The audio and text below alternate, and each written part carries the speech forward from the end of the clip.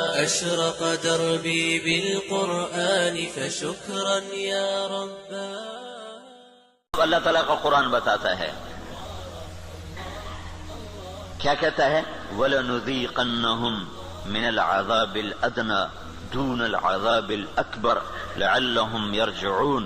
جب تم ادھورے چلو گے نا، کبھی نماز پڑھی کبھی چھوڑ دی، کبھی روزہ رکھا کبھی چھوڑ دیا، کبھی حلال کھایا کبھی حرام کھایا، کبھی جھوٹ بولا کبھی سچ بولا، کبھی سود پہ چلے کبھی حلال پہ چلے، جب تم یہ سارا گڑبڑ کر دو گے تو پھر میں کیا کروں گا؟ وَلَنُذِيقَنَّهُمْ مِنَ الْعَذَابِ الْأَدْنَى، میں تمہیں چھوٹے چھوٹے عذاب دوں گا، دون العذاب الاکبر، بڑا عذاب نہیں دوں گا. بڑا عذاب کیا ہے؟ قرآن کی دوسری آیت فَيُعَذِّبُهُ اللَّهُ الْعَذَابَ الْأَكْبَرَ يَصْلَى النَّارَ الْكُبْرَى. جہنم کی آگ، دوزخ کی آگ، یہ بڑا عذاب ہے اور یہ خوفناک عذاب ہے. اس سے توبہ توبہ. اوہو انہا لغا، بھڑکتی ہے، نزاعۃ للشوا، کھال کھینچ دیتی ہے.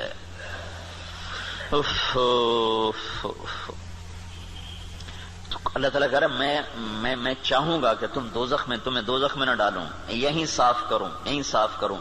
پھر بھی گناہ رہ گئے تو پھر جہنم میں جائے گا، پھر بھی اگر رہ گئے تو جہنم میں جائے گا. جب کوئی آدمی فرض نماز چھوڑ دیتا ہے اور پھر وہ توبہ نہیں کرتا، چھوڑ ہی جاتا ہے تو اس کے نام کا ایک دروازہ جہنم میں کھول دیا جاتا ہے. اسے اس دروازے میں سے گزرنا پڑے گا چاہے ایمان پہ خاتمہ ہو.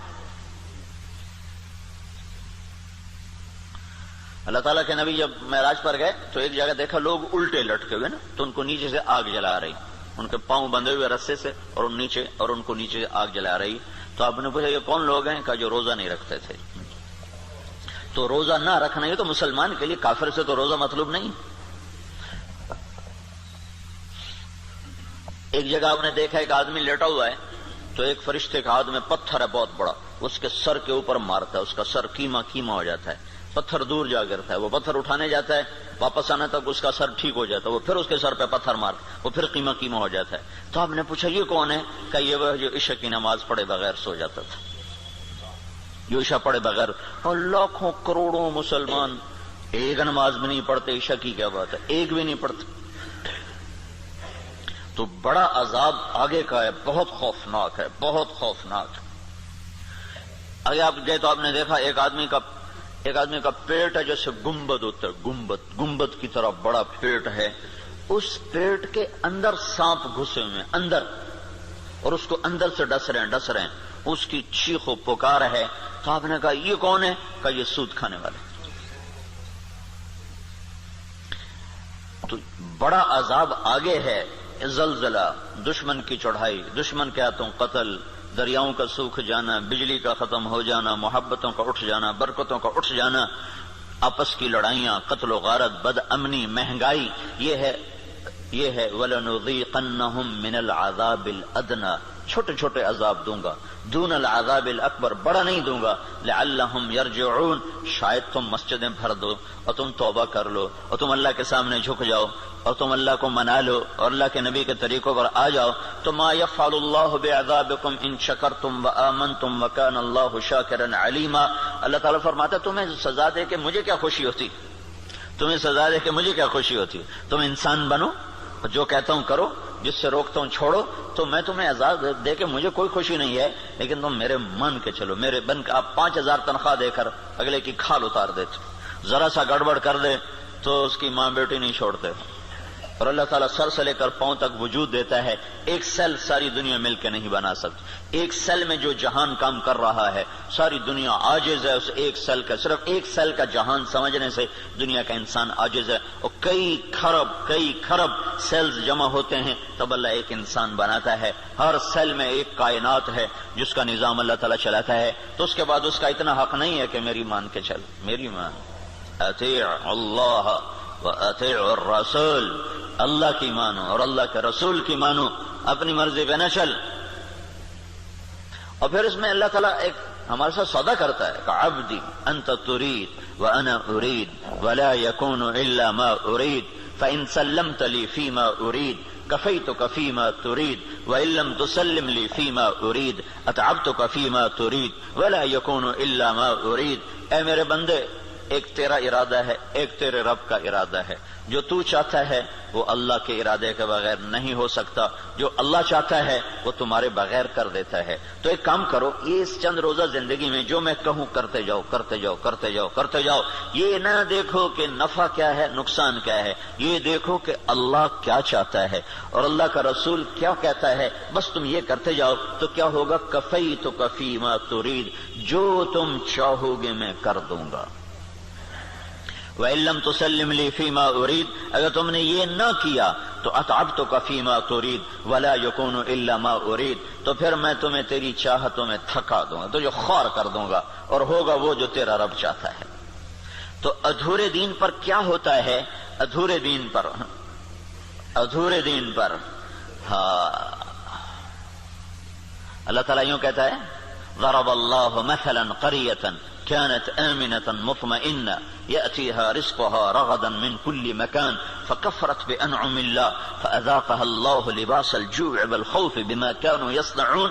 جب تم دین پر چلتے ہو تو اللہ کہتا ہے میں خوف دور کر دیتا ہوں، ولا يبدلنهم من بعد خوفهم امنا، میں خوف دور کرتا ہوں، امن قائم کرتا ہوں، بے برکتی دور کرتا ہوں، برکتیں لے کر آتا ہوں۔ اور جب تم بگڑتے ہو تو پھر میں کیا کرتا ہوں کہ میں ساری برکتیں واپس لیتا ہوں، پھر اور کیا کرتا ہوں؟ پھر میں خوف طاری کرتا ہوں اور بھوک طاری کرتا ہوں۔ فَأَذَاقَهَا اللَّهُ لِبَاسَ الْخَوْفِ وَالْجُوعِ، جب تم میری مانتے ہو تو زمین آسمان تمہاری نوکری کرتے ہیں، اور جب تم پھر ٹکراتے ہو تو پھر کیا ہوتا ہے کہ میں برکتیں واپس لیتا ہوں اور بھوک اور خوف کا لباس پہنا دیتا ہوں۔ دیکھو یہاں لباس کا ہے، لباس ہے، لباس سارے جسم پر ہوتا ہے۔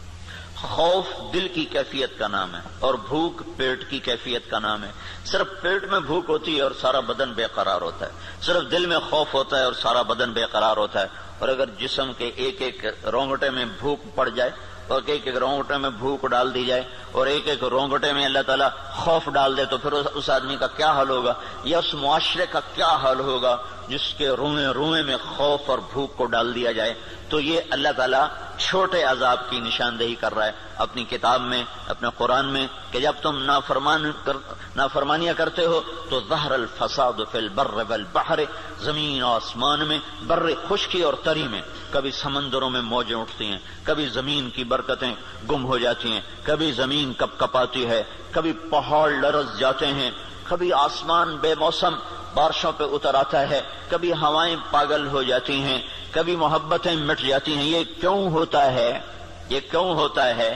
جب تم بما کسبت ایدی الناس، یہ تمہارے اپنے ہاتھوں کی کمائی سے ہوتا ہے، تمہارے اللہ کا نہ ارادہ نہیں، تمہارے اپنے ہاتھوں سے ہوا ہے۔ بما کسبت ایدی الناس، یہ تمہارے اپنے ہاتھوں کی وجہ سے ہے۔ لیذیقہم بعد الذی عملوا، اللہ کہہ رہا ہے یہ تمہارے پوری سزا نہیں ہے، چھوٹی سزا، تھوڑی سزا کہ تم اللہ کی طرف رجوع کرو۔ تو بھائیو مکمل دین ہے تو اللہ کا قانون اور ہے، ادھورا دین ہے اللہ تعالیٰ کا قانون اور ہے۔ زمین آسمان اللہ کے ہیں، قانون بھی اللہ کا چلتا ہے، زمین آسمان اللہ کی بادشاہی ہے، حکم بھی میرے اللہ کا چلتا ہے، یہاں کوئی پر نہیں مار سکتا، دم نہیں مار سکتا۔ ایک کتاب میں نے حدیث پڑھی، اللہ تعالیٰ نے ایک نبی سے فرمایا یاد رکھ تیرے بدن پہ جو مکھی بیٹھتی ہے نا وہ بھی تیرے رب کی اجازت سے بیٹھتی۔ اور قرآن دیکھو ما تسقط من ورقۃ الا يعلمها، پتے کو کہو کہ اللہ کی مرضی کے بغیر گر کے دکھا دو۔ صرف فیصلہ آباد کے درختوں کے پتے گنو تو گنے نہ جائیں، صرف پاکستان کے درختوں کے پتے گنو تو گنے نہ جائیں، تو کل کائنات میں کتنے جنگل، پھر سمندر کے جنگل جو پانی کے اندر درخت ہیں وہ زمین کے درختوں سے زیادہ ہیں۔ اللہ نے پانی کے اندر بے شمار جنگل بنایا ہوا ہے۔ تو آپ نے اس کی شہنشاہی دیکھو کیا کہتا ہے، ایک پتا بھی گرتا ہے تو تیرے رب کے امر کے ساتھ ہے، تیرا اللہ اسے جانتا ہے۔ جاننے کا مطلب ہے کہ اس کے امر سے گرتا ہے۔ ولا حبہ، کوئی دانہ، فی ظلمات الارض، زمین کے اندھیروں میں، ولا رطب ولا یابس، کوئی خشک و تر، الا فی کتاب میں مبین، ہر شے تیرے رب کی کتاب میں ہے۔ کتنی بڑی بادشاہی کا مالک ہو، اور ہم بے وقوف لوگ اسی سے ٹکرانا شروع کر دیں تو ہم سے بڑا دیوانہ کون ہوگا؟ جھوٹ کے بغیر کام نہیں چلتا. سبحان اللہ، یہ مسلمان کہتا ہے سود کے بغیر کام نہیں چلتا. یہ مسلمان کے جب بول ہوں تو زمین آسمان کانپے نہ تو کیا کرے؟ الا لعنت اللہ علی الکاذبین. اللہ نے کہا غور سے سنو، جھوٹوں پہ اللہ کی لعنت. اور یہ سب تاجر کہتے ہیں جھوٹ کے بغیر کام نہیں چلتا. ایک تاجر نے نا، اچھا بڑا تاجر تھا، وہ 3 دن لگا داڑھی رکھ لی چھوٹی چھوٹی. مجھے بڑی خوشی ہوئی. کچھ دن بعد ملاقات ہوئی تو شیو کیا ہوا. میں نے کہا یہ کیا کیا؟ کہنے لگا جو سارا دن جھوٹ بولنا پڑتا تو میں نے شیو کرا دیا. میں نے کہا اللہ کے بندے، کوئی داڑھی کی وجہ سے جھوٹ حرام ہے؟ جھوٹ تو کلمے کی وجہ سے حرام ہے. اب تو نے 2 گناہ شروع کر دیے، داڑھی بھی منڈائی، جھوٹ بھی بولا. تو اب داڑھی منڈانے سے جھوٹ حلال ہو گیا. جھوٹ کا حرام ہونا داڑھی کے ساتھ نہیں ہے، جھوٹ کا حرام ہونا کلمے کے ساتھ. کہ تو کلمہ پڑھ کے جھوٹ، تو یہ کیوں کہتا ہے کہ داڑھی رکھ کے جھوٹ بولوں مجھے شرم آتی ہے؟ تو یہ کہ کلمہ پڑھ کے جھوٹ بولوں مجھے شرم آتی ہے. کلمہ پڑھنے کے بعد جھوٹ بولنا بے حیائی ہے نا کہ داڑھی رکھنے کے بعد. داڑھی تو سکھوں نے بھی رکھی ہوئی. یہ میرے اللہ کے نبی کا امر ہے، حکم ہے. یہ اور حکم ہے، وہ اور حکم ہے. ایک کی وجہ سے دوسرا چھوڑ دوں، ایک کی وجہ سے دوسرا چھوڑ دوں، یہ کہاں کی نادانی ہے؟ تو اس کو بات سمجھ میں اس نے پھر رکھ لی. تو اب جب تاجر کہے جھوٹ کے بغیر کام نہیں چلتا، سود کے بغیر تجارت نہیں چلتی، اور اللہ کہے لعنت اللہ علی الکاذبین، جھوٹوں پہ اللہ کی لعنت، اور اللہ تعالیٰ کہے فاذنوا بحرب من اللہ ورسولہ، یا سود چھوڑ دو یا اللہ اس کے رسول سے جنگ لڑنے کے لیے تیار ہو جاؤ. ہماری تو جنگ اللہ امریکہ سے تھوڑی ہماری جنگ ہے، یا ہندوستان سے تھوڑی ہماری جنگ ہے، یا اسرائیل سے ہماری جنگ. تو ہماری تو اللہ سے جنگ ہوئی پڑی. اللہ ہمارے خلاف جنگ کر رہا ہے. اصل تو مقابل میں اللہ آیا ہوا ہے، اللہ اس کا رسول آیا ہوا ہے. صرف اللہ اکیلا نہیں ہے، یعنی ایسا اعلان اللہ نے کسی جگہ کیا ہی نہیں. تو کتنی بے غیرتی ہے کفر. دنیا کا سب سے بڑا گناہ ہے کفر. دنیا کا سب سے بڑا جرم ہے شرک اور کفر، کہ شہنشاہ اعظم خلاق علیم کو نہ ماننا، یا ماننا تو اس کا شریک ماننا. اللہ تعالیٰ نے اس کے لیے نہیں کہا کہ میں تیرے خلاف لڑائی کروں گا. ان کو دھمکیاں دیں جہنم میں ڈالوں گا، آگ میں ڈال دوں گا، تباہ کر دوں گا. لیکن سود کھانے والا 5 وقت کا نمازی بھی ہے تو اللہ کہتا تیار ہو جا، تیری میری جنگ ہے. اور صرف میری نہیں، میرا رسول بھی تیرے ساتھ جنگ کرے. میں بھی کروں گا، میرا رسول بھی کرے گا.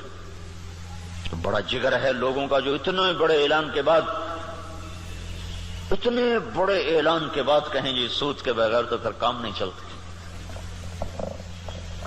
تو یہ جب دین ادھورا ہوتا ہے تو پھر کیا ہوتا ہے، یہ سارا میں آپ کو قرآن پاک سے بتا رہا ہوں.